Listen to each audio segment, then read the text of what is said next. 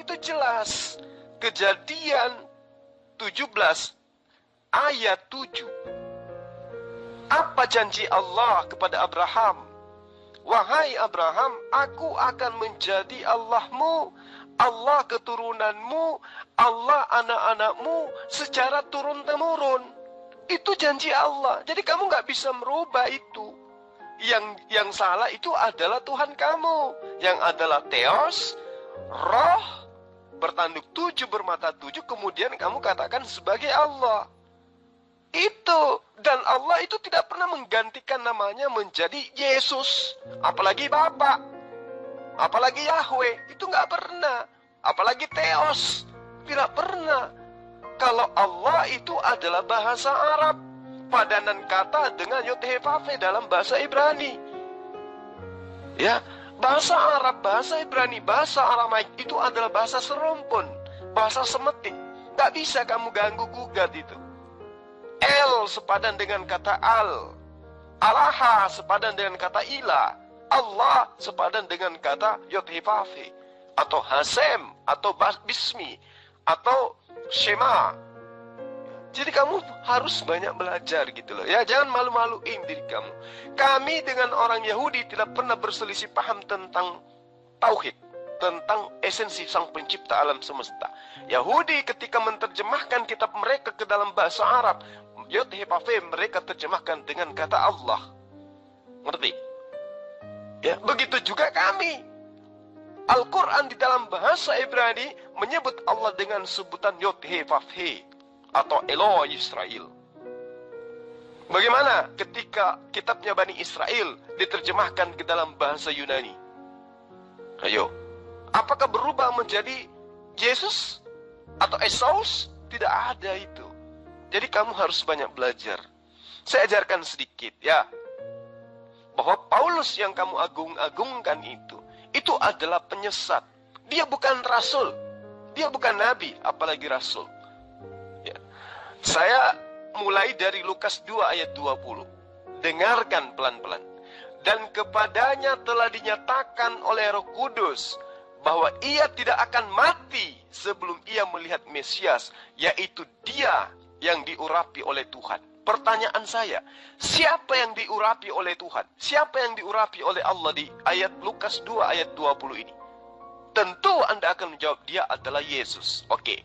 Sekarang baca Mazmur 105 ayat 15. Jangan mengusik orang-orang yang kuurapi, dan jangan berbuat jahat kepada nabi-nabiku. Ini perintah Allah. Jangan mengusik orang-orang yang kuurapi. Apakah Yesus orang yang diurapi? Ya, Yesus adalah orang yang diurapi. Mana dalilnya? Yang tadi, Lukas 2 ayat 20. Dan kepadanya telah dinyatakan oleh Roh Kudus bahwa ia tidak akan mati sebelum ia melihat Mesias, yaitu Yesus yang diurapi oleh Tuhan. Lalu Tuhan mengatakan dalam Mazmur 105 ayat 15, jangan mengusik orang-orang yang kuurapi. Berarti jangan mengusik Yesus. Nah, coba apa yang Anda imani sekarang? Kisah Rasul 9 ayat 5. Saulus, siapakah engkau Tuhan? Kata Saulus, akulah Yesus yang kau aniaya.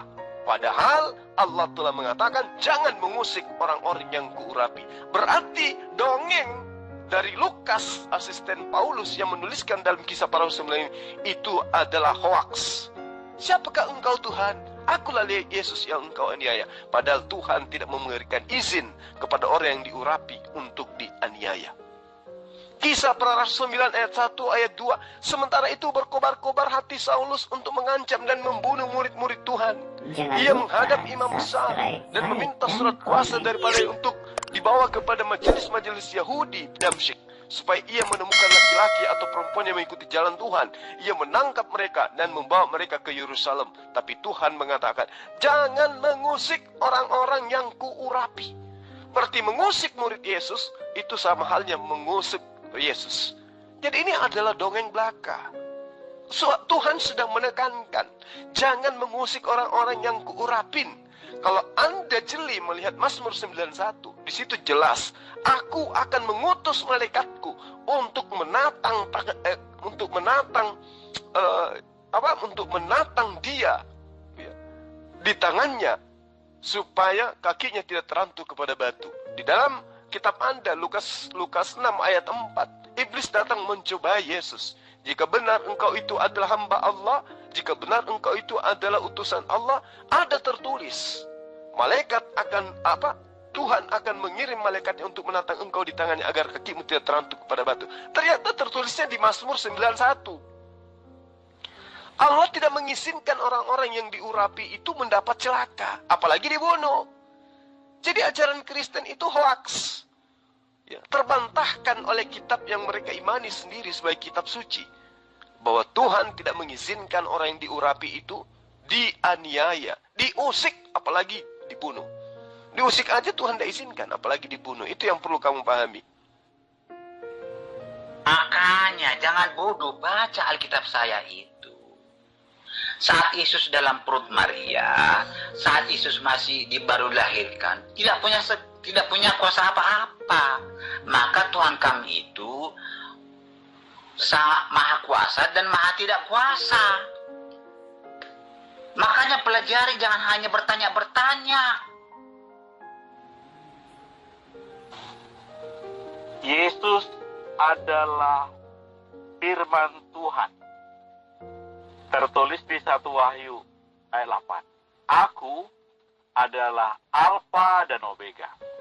Aku adalah firman Tuhan Allah.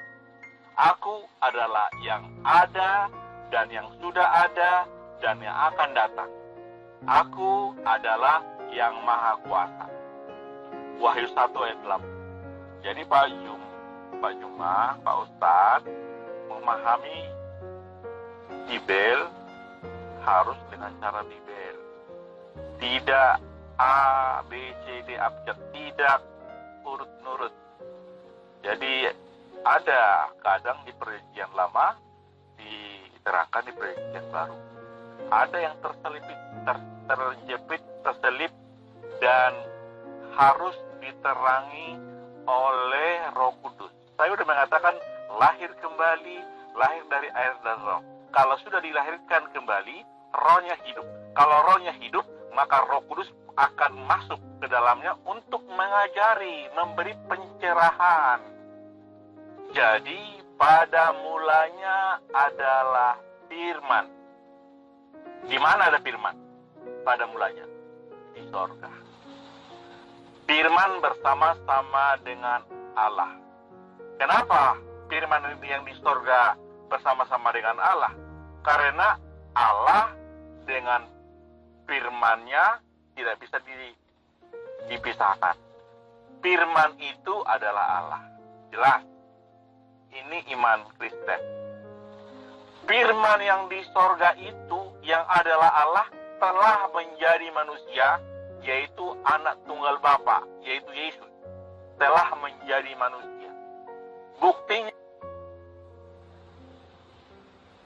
Buktinya dia telah menjadi manusia, dia dilahirkan dari kandungan Roh Kudus. Dia disunat, dia dibaptis, dan dia bisa lapar, marah sebagai manusia. Jadi waktu kita kita udah cerita, cuma Bapak terlalu panjang menerangkan sampai menerangkan dalil Al-Quran. Jadi menerangkan Bibel cukup dengan Bibel, jangan pakai Al-Quran, terkontaminasi nanti. Jadi pemahaman Bapak itu nggak utuh. Kita bicara Bibel, kita belajar Bibel. Saya udah menerangkan kalau memang ada dalil di Al-Quran pasti masuk surga, tampilkan Bapak. Silakan tampilkan di grup ini. Kita bahas tuntas. Jadi Yesus itu adalah firman. Firman telah menjadi manusia. Bapak nggak percaya itu hak mutlak Bapak. Nggak saya ganggu bukan. Dan banyak lagi yang mengatakan bahwa Yesus firman. Wahyu 1 ayat 8. Dan dia adalah maha kuasa. Jadi yang maha kuasa itu, kenapa dikatakan Yesus maha kuasa? Nah itu adalah pertanyaan. Kenapa Yesus turun dari surga? Diutus. Ya, memang Yesus diutus. Dari mana Yesus diutus? Dari surga. Karena sebelum dunia ada, Yesus sudah ada bersama-sama dengan Allah, dengan Bapa yang berfirman. Mengenai firman, kita udah diskusi nih, cuma Bapak sudah saya bilang, perbedaan kita adalah di Kristen, firman yang keluar dari mulut Allah itu bisa disuruh, bisa diutus. Itu saja, ada diutus, atau disuruh. Dan firman itu sendiri adalah dia sendiri. Itu membedakannya.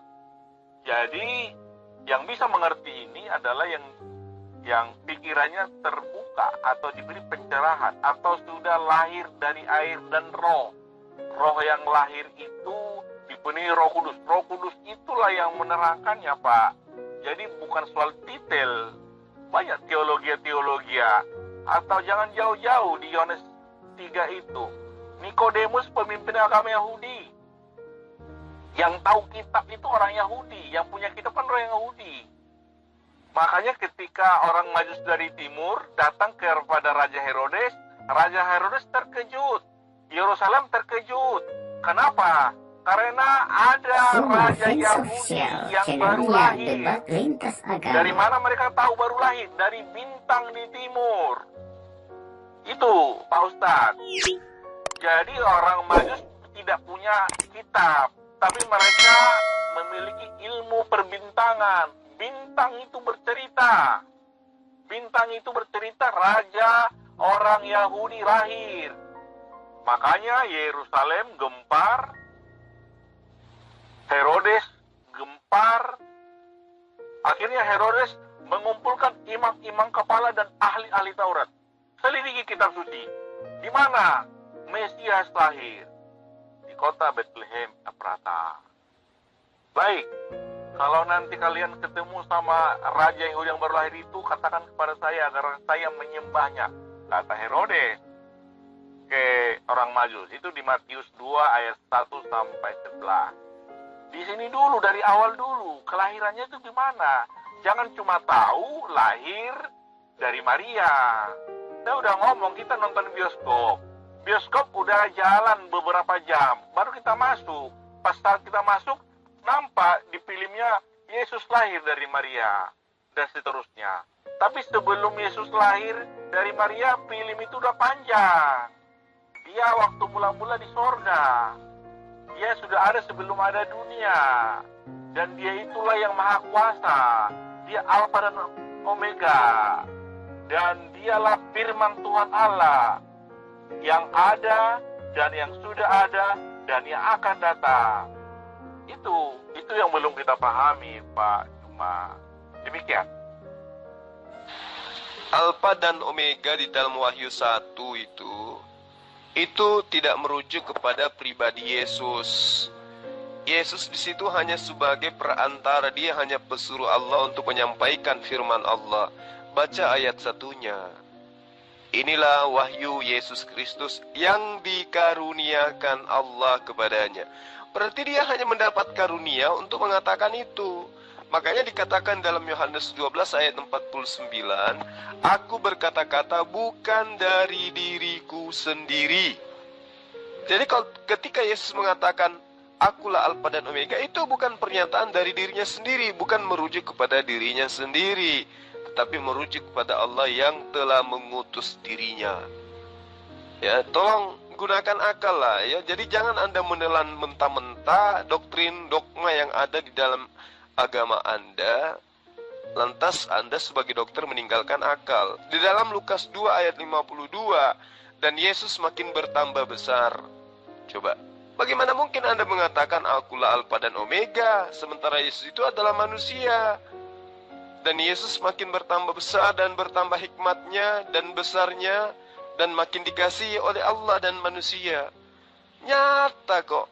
Andaikan Anda menggunakan akal sehat. Di ayat 40, anak itu bertambah besar dan menjadi kuat, penuh hikmat dan kasih karunia Allah ada padanya. Jadi Allah yang punya kasih karunia itu yang ada pada diri Yesus. Yesus itu bukan siapa-siapa. Anda pun bisa seperti Yesus seandainya kasih karunia Tuhan itu ada pada diri Anda. Ayat 26, dan kepadanya telah dinyatakan oleh Roh Kudus bahwa ia tidak akan mati sebelum ia melihat Mesias, yaitu dia yang diurapi oleh Tuhan. Jadi Yesus itu adalah manusia yang diurapi. Ya, di ayat 22, dan ketika genap waktu pentahiran menurut hukum Taurat Musa, mereka membawa Yesus ke Yerusalem untuk menyerahkannya kepada Tuhan. Jadi, cobalah gunakan akal. Bagaimana mungkin Anda mengatakan Yesus itu Alfa dan Omega, sementara dia adalah manusia yang diurapi dan diserahkan kepada Tuhan? Belajar lagi, Pak Dokter. Tinggalkan doktrin. Justru kalau Bible menjelaskan justru menjelaskan Yesus itu bukan Tuhan. Ingat, Yesus acap kali menyebut dirinya sebagai anak manusia. Kalau Yesus menyebut dirinya sebagai anak manusia, itu sama halnya dia menyebut dirinya sebagai hamba Allah. Sekali lagi saya katakan, kalau Yesus menyebut dirinya sebagai anak manusia, itu sama halnya dia menyebut dirinya sebagai hamba Allah. Kejadian 5 ayat 1, inilah daftar keturunan Adam. Pada waktu manusia itu diciptakan oleh Allah, dibuatnyalah dia menurut rupa Allah. 1 Timotius 2 ayat 5, karena Allah itu esa, dan esa pula dia yang menjadi perantara antara Allah dan manusia, yaitu manusia Yesus Kristus. Jadi Yesus itu hanya utusan Tuhan, dia hanya logos, perantara, pengantar firman dari Allah kepada manusia. Sama dengan nabi-nabi yang lain. Ya, jadi tolong gunakan akal lah Pak Dokter. Sangat disayangkan sekali lagi, Anda seorang dokter tapi tidak menggunakan akal di dalam Anda memahami ajaran Yesus. Banyak dalil, banyak bukti, ya, Bible menjelaskan Bible, Gospel menjelaskan Gospel, bahwa Yesus itu adalah manusia. Berarti dia itu adalah hamba Allah. Kisah Rasul 3 ayat 26, Yohanes 13 ayat 16, Filipi 2 ayat 7, Matius 12 ayat 18. Yesus adalah hamba Allah. Jadi mau lari kemanapun, Anda tidak akan pernah bisa lolos dari situ. Karena dalil Anda, ya, yang justru menjelaskan kalau Yesus itu adalah hamba Allah. Coba kita lihat dalam Matius 12 ayat 18, apa yang dikatakan di sana. Inilah hambaku yang kukasihi, yang kepadanya jiwaku berkenan. Aku akan menaruh rohku di atasnya, dan ia akan memaklukkan hukum-hukum kepada bangsa-bangsa. Yesus disebut sebagai apa oleh Allah di situ? Disebut sebagai hamba yang dipilih. Anda pun sekiranya Anda itu adalah hamba yang dipilih, Anda pun bisa sama seperti Yesus. Ya, Filipi 2 ayat 7. Yesus menyebut dirinya sebagai anak manusia. Dengan kata lain, dia menyebut dirinya sebagai hamba Allah. Jadi adalah sangat disayangkan Anda yang punya pendidikan yang bagus, tapi menuhankan manusia. Berarti Anda itu menyembah berhala. Gitu Pak Dokter. Nah, kalau kemudian Anda mengatakan yang punya kitab adalah orang Yahudi, Anda salah. Perjanjian baru itu bukan kitabnya orang Yahudi. Bahkan perjanjian lama juga bukan kitabnya orang Yahudi.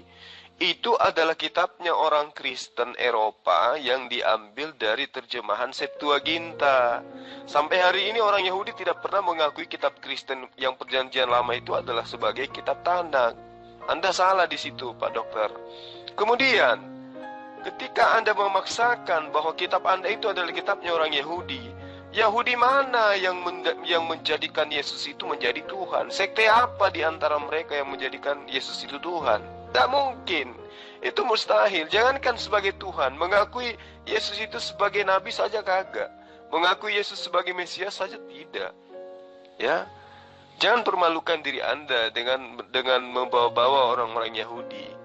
Karena faktanya yang menjadi basis kekristenan itu bukan di Yahudi, tapi di Vatikan Roma sana. Coba Anda pelajari sejarah Roma itu. Apa keyakinan Roma sebelum menjadi Kristen, sebelum berubah keyakinan mereka menjadi Kristen? Ya, mereka itu sudah penyembah berhala. Mereka sudah penyembah roh-roh seperti Kristen. Jadi Kristen itu nama baru, tapi konsep ajarannya itu sama aja. Penyembahan terhadap berhala. Apa itu berhala? Ya, makhluk yang dituhankan selain daripada Sang Pencipta alam semesta. Apakah Yesus itu makhluk? Jelas. Yesus itu makhluk. Dia adalah manusia. Ya, dia adalah manusia. Jadi sekali lagi saya katakan, ya, gunakan akal sehat Anda supaya Anda itu bisa tercerahkan. Ya, Akal itu penting di dalam beragama supaya Anda tidak sesat. Alfa dan Omega itu adalah yang awal, ya. Dia yang pertama, ya, yaitu firman.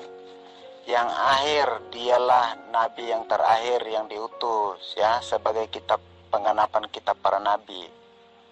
Itu maksudnya. Makanya kata Yesus, nabi yang datang setelah aku adalah nabi-nabi palsu yang membawa pengajaran sesat. Nah, pengajaran sesat itu apa? Tidak melakukan ajaran Yesus. Begitu. Paham ya? Ajarannya Yesus apa? Jikalau kamu mengikuti aku, kamu harus menyangkal diri dan pikul salib. Nah, ajaran Yesus itu apa? Jika agama mengajarkan, kasihilah orang yang mengasihi kamu dan bencilah musuhmu. Ajaran Yesus itu apa? Banyak ajaran Yesus, ya. Perintahnya membaptis. Jadikanlah semua bangsa muridku, baptislah mereka. Nah, Isa Al-Masih apakah pernah ajarkan mengasihi musuh, membaptis? Coba itu pakai nalar Anda, ya, Pak Zulkifli. Pakai nalar, otak, ya. Tidak sesuai ajaran Yesus dengan Isa Al-Masih. Makanya kata Yesus, akulah Alfa dan Omega, yang awal dan yang akhir. Artinya Yesus itu penutup. Tidak ada lagi kitab selain daripada kitab pemberitaan daripada murid-murid. Itu penutup. Itu maksudnya, oke? Banyak ajaran Yesus, tapi tidak ada satupun ajarannya yang menuntut murid-muridnya untuk menjadi Kristen, menyembah dirinya. Banyak. Tapi mengajarkan menyembah dirinya, mengajarkan menjadi Kristen itu tidak ada. Sehingga orang-orang yang menuhankan Yesus itu adalah orang yang memperbodoh diri. Kenapa saya mengatakan orang yang memperbodoh diri? Karena Yesus itu bukan Tuhan. Berdasarkan kitabnya Kristen sendiri. Apa buktinya? Lukas 2 ayat 22. Dan ketika genap waktu pentahiran menurut hukum Taurat Musa, mereka membawa Yesus ke Yerusalem untuk menyerahkannya kepada Tuhan. Ini Yesus diserahkan kepada Tuhan yang mana lagi kalau Yesus itu adalah Tuhan. Jadi jangan perbodoh diri Anda, kemudian Anda mengajarkan kebodohan itu kepada orang lain. Di ayat 26 itu juga tadi saya sudah sampaikan kepada dokter, ya. Orang dokter kok tidak gunakan akal. Dan kepadanya telah dinyatakan Roh Kudus bahwa ia tidak akan mati sebelum dia melihat Mesias. Siapa Mesias itu? Yaitu Yesus yang diurapi oleh Tuhan. Nah, kok ada Tuhan diurapi oleh Tuhan? Ini ajaran apa ini? Ya. Jadi saya katakan kalau Anda itu menggunakan akal sehat, Anda tidak mungkin menjadi Kristen. Tidak mungkin, mustahil. Ya, karena hanya orang gila yang mengatakan ada Tuhan diurapi oleh Tuhan. Baru kemudian mengaku hidup di Indonesia, ya, bertuhankan Tuhan yang esa, tapi Tuhannya ada lebih dari satu. Tuhannya diurapi oleh Tuhan lain. Di ayat 40-nya lebih parah lagi. Anak itu bertambah besar, Yesus itu bertambah besar, dan Yesus itu menjadi kuat, penuh hikmat, dan kasih karunia Allah ada padanya.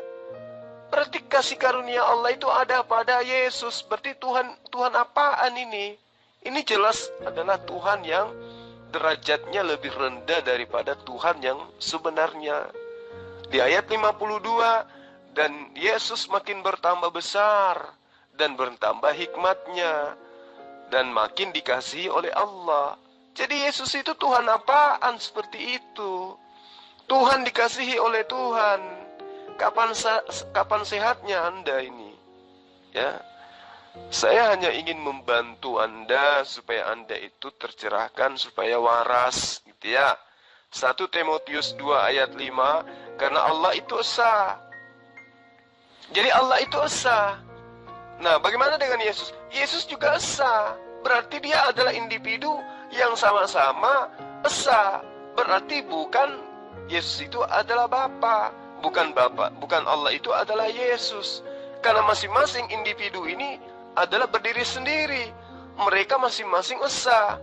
1 Timotius 2 ayat 5. Karena Allah itu esa, dan esa pula Yesus, yang menjadi pengantara antara Allah dan manusia, yaitu manusia Kristus Yesus. Jadi Yesus itu jelas pribadi yang berbeda daripada Allah. Berhentilah ya, berhenti mengajarkan ajaran yang membuat orang lain itu otaknya tidak berfungsi.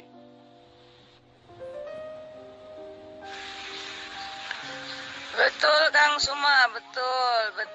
Jadi jadi apa Yesus mengakui dirinya manusia itu artinya bahwa Yesus mengakui dirinya sama dengan kita ini, sama-sama manusia, sama-sama makhluk Tuhan, sama-sama bukan Tuhan jenis manusia, seperti itu, sama-sama ciptaan, sama-sama diutus, sama-sama dilahirkan, ya seperti itu. Nah, ini adinda saya, ini juga adalah seorang dokter. Tapi dia menggunakan akal, layaknya memang dokter. Dia ini waras, karena sepatutnya dokter itu memang harus waras. Tapi ternyata, ya, mau dokter, mau apapun, mau profesor sekalipun, kalau otaknya nggak dipakai di dalam bertuhan, maka ya sama aja dengan orang-orang yang tidak waras gitu loh. Jadi ketika Yesus mengaku sebagai hamba Allah, sebagai anak manusia, berarti itu sama halnya dia mengaku sebagai hamba Allah. Betul, itu yang benar deh. Makanya dikatakan oleh kitabnya orang Kristen sendiri, di mana Yesus itu mengaku dirinya sebagai anak manusia. Ketika Yesus mengaku sebagai anak manusia, berarti dia itu mengaku sebagai hamba Allah. 27 kali di dalam gospel karangan Lukas, 14 kali di dalam gospel karangan Yohanes, 30 kali di dalam karangan Matius. Itu sudah sering saya sampaikan kepada serigala-serigala hitam ini, tapi ya mereka namanya juga umat yang sudah terdoktrin, tetap aja bahlul. Begitu, Dek. Bapa dan anak itu awal dan akhir, ya. Bapa dan firman itu yang awal dan yang akhir. Tidak ada firman itu berakhir, oke? Tapi dia yang terakhir. Tidak. Jadi pemahaman kalian itu salah, ya. Awal dan akhir itu adalah firman-Nya sendiri, Bapa dan firman-Nya, oke? Dialah yang awal dan yang akhir.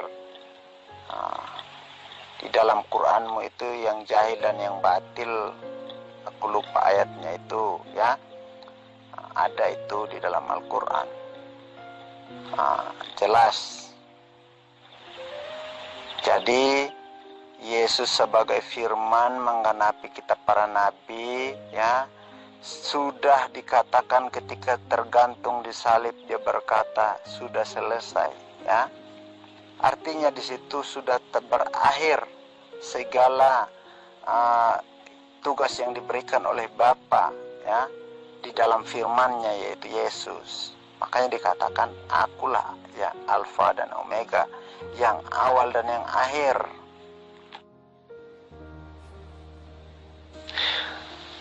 Allah itu bersama dengan kalam, bersama dengan sifatnya, sifat berkata-kata yang dia punya. Betul. Tetapi apakah Yesus itu adalah sifat? Dia adalah sifat kalamnya Allah? Bukan. Yesus itu adalah manusia yang berasal dari sifat kalamnya Allah. Yesaya 55 ayat 11, firman yang keluar dari mulutku tidak akan kembali dengan sia-sia sebelum apa yang aku ucapkan itu terjadi sesuai dengan apa yang saya mau. Yesus keluar dari mulut Allah tidak? Tidak kan? Berarti yang keluar dari mulut Allah itu adalah firman. Berarti karena Yesus tidak keluar dari mulut Allah, berarti Yesus bukan firman. Ayo, gunakan akal dong. Kalau Anda mengatakan Alfa dan Omega itu adalah Yesus, saya ingin tanya, dan tolong dijawab dengan jujur. Di dalam Yesaya 66 ayat 16, sebab Tuhan akan menghukum segala yang hidup dengan api, dan dengan pedangnya, Dan orang-orang yang mati terbunuh oleh Tuhan akan sangat banyak jumlahnya. Pertanyaan saya, apakah Tuhan di dalam Yesaya 66 ayat 16 ini itu adalah Yesus? Yeremia 50 ayat 21. Majulah ke negeri Maharataim, majulah menyerangnya dan menyerang penduduk Pekode. Lalu kemudian bunuhlah dan tumpaslah mereka. Demikianlah firman Tuhan, lakukanlah tepat seperti yang kuperintahkan, kata Tuhan. Pertanyaannya, apakah yang memerintahkan membunuh seluruh manusia ini itu adalah Yesus? Kalau dia adalah Alfa dan Omega. 1 Samuel 15 ayat 2 sampai ayat 3. Beginilah firman Tuhan semesta alam. Aku akan membalas apa yang dilakukan oleh orang Amalek. Lalu kemudian, pergilah sekarang, kalahkanlah orang Amalek, tumpaslah segala yang ada padanya, dan jangan belas kasihan kepada mereka. Bunuhlah semuanya, baik laki-laki maupun perempuan, maupun anak-anak, maupun ibu yang menyusui, maupun hewan, lembu, domba, onta, atau apapun yang bernapas. Jangan kau biarkan hidup. Apakah Anda ingin mengakui bahwa itu adalah Yesus yang memerintahkan membunuh semua makhluk? Coba Anda jawab yang jujur dulu. Kalau Anda mengatakan Yesus itu Alfa dan Omega, silakan. Ngomong apa kamu? Yang gak nyambung. Aku dan Bapa adalah satu, ya. Apa yang aku katakan tidak aku katakan dari diriku sendiri. Bapa yang diam dalam aku, dialah menyatakannya. Apakah anakmu, ya, atau Muhammad itu masuk ke dalam Isa? Ya tidak mungkin lah, ya. Tidak ada cerita seperti itu dalam Al-Quran, bahwa Isa ada di dalam Muhammad dan Muhammad ada di dalam Isa. Coba Anda tampilkan dalilnya, ya. Bukti bahwa Anda itu tidak asumsi dan karang cerita, ya. Sampean ngomong apa, Cuplis?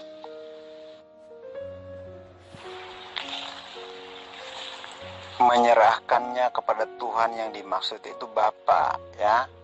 Supaya Anda paham. Oke, kepada Bapa. Itu maksudnya menyerahkan kepada Tuhan, oke? Karena pada saat itu banyak orang yang belum percaya itu Yesus Tuhan. Belum mengenali Yesus itu Tuhan, belum, ya. Setelah ketika Yesus mengajar, disitulah Yesus menyatakan dirinya. Barang siapa telah melihat aku, dia telah melihat Bapa. Itu baru para murid saja baru dengar perkataan itu. Jadi Anda baru mendengar menyerahkannya kepada Tuhannya, Anda tidak paham, ya. Makanya kata Yesus, aku dan Bapa adalah satu. Bapa itu siapa, ya? Keilahiannya Yesus sebagai firman. Itulah yang disebut Tuhan, ya. Makanya baca di Yohanes 1 ayat 1, pada mulanya adalah firman.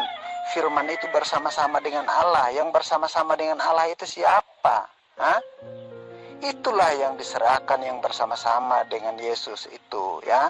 Serahkan kepada itu. Karena pemahaman orang Yahudi, mereka tidak percaya kalau Yesus itu Tuhan, ya. Setelah Yesus menyatakan dirinya sebagai Tuhan, jikalau kamu melihat aku, kamu telah melihat Bapa. Bagaimana kamu berkata, tunjukkanlah Bapa itu kepada kami? Itu sudah dijelaskan, Pak Kipli, ya.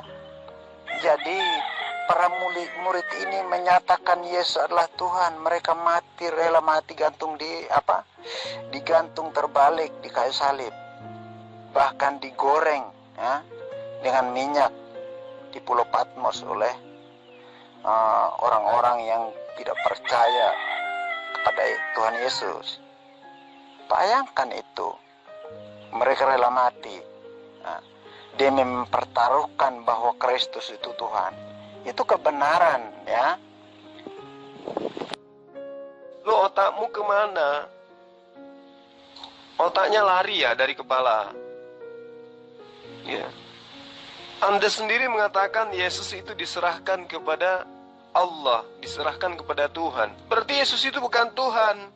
Kecuali Anda ingin mengakui bahwa ajaran Anda memang adalah ajaran pagan, animisme, penyembahan terhadap banyak teos. Tuhan diserahkan kepada Tuhan. Ada berapa Tuhanmu tuh? Ayo, memang Tuhanmu ada berapa? Mau mengatakan Anda layak hidup di sini karena Tuhan Anda satu. Buktinya Anda mengakui Tuhan Anda diserahkan kepada Tuhan yang lain. Berarti Tuhan Anda lebih dari satu. Nggak cocok dong dengan Pancasila. Ayo, siap-siap, angkat kaki.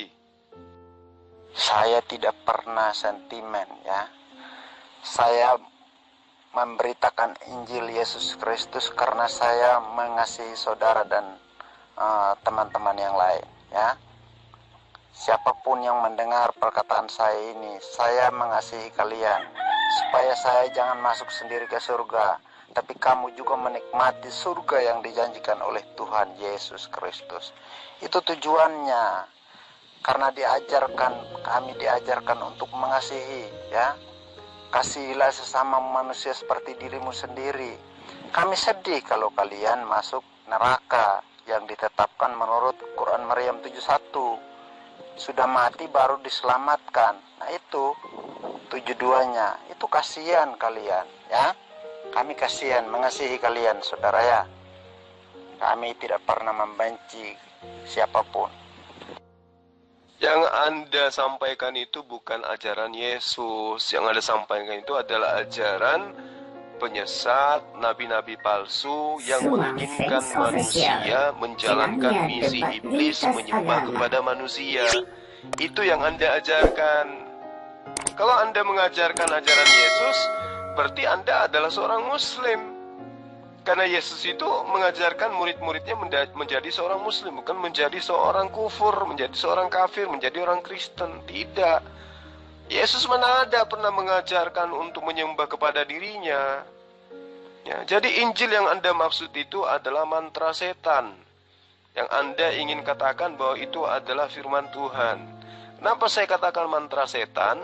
Karena hanya setan yang mengajarkan Yesus itu adalah anak Tuhan. Kalau Yesus mengajarkan dirinya sebagai anak manusia, Yesus mengajarkan dirinya sebagai anak manusia, berarti dia mengajarkan dirinya sebagai hamba Allah. Tuh, belajar lagi. Tuhan kok diserahkan kepada Tuhan? Ada berapa Tuhanmu?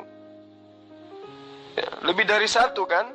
Berarti kamu nggak pantas hidup di bawah naungan Pancasila. Kalau Tuhanmu lebih dari satu. Tuhan diurapi oleh Tuhan. Berarti Tuhanmu sudah lebih dari satu. Di dalam Bible Gospel, buku nyanyian para setan, para rasul Mesias juru penyelamat palsu, itu dinyatakan perbedaan antara Yesus dan Paulus. Yesus meneladankan cara penyembah Tuhan, sementara Paulus meneladankan cara penyembahan kepada iblis. Itulah bedanya. Itulah bedanya misi visi daripada Yesus dan Paulus. Ya, betul sekali, Dinda. Jadi memang apa yang sering saya bahasakan bahwa iblis itu kan bersumpah untuk menyesatkan anak cucu Adam. Dan melalui tangan penulis-penulis gospel inilah iblis ini bekerja. Diskusi selanjutnya. Makanya saya katakan bahwa yang mengajarkan bahwa Yesus itu adalah anak Tuhan, itu adalah iblis. Di mana dalilnya? Ini pun sering saya ungkap di beberapa ayat. Lukas 4 ayat 9, Matius 4 ayat 3, Matius 4 ayat 6, Lukas 4 ayat 3, Lukas 4 ayat 41, Lukas 8 ayat 28, Markus 5 ayat 7, Markus 3 ayat 11, Matius 8 ayat 27. Ayat-ayat ini jelas sekali iblis memberi pesan kepada penulis gospel supaya penulis gospel itu menyebarkan ajarannya bahwa Yesus itu adalah anak Tuhan. Nah, sekarang yang menjadi korban ya Kristen. Mereka mengimani Yesus itu adalah anak Tuhan. Nah, anehnya lagi, dia sudah tahu Yesus itu anak Tuhan, tapi tetap dituhankan. Alasannya karena anak Tuhan pasti Tuhan, kata dia. Padahal, kalau dia waras, mereka ini waras. Mereka harus kembali kepada Yesus. Siapa Yesus menurut Yesus? Kalau Yesus menurut Yesus, jelas Yesus itu adalah anak manusia. Kalau Yesus mengaku sebagai anak manusia, berarti jelas dia adalah hamba Tuhan.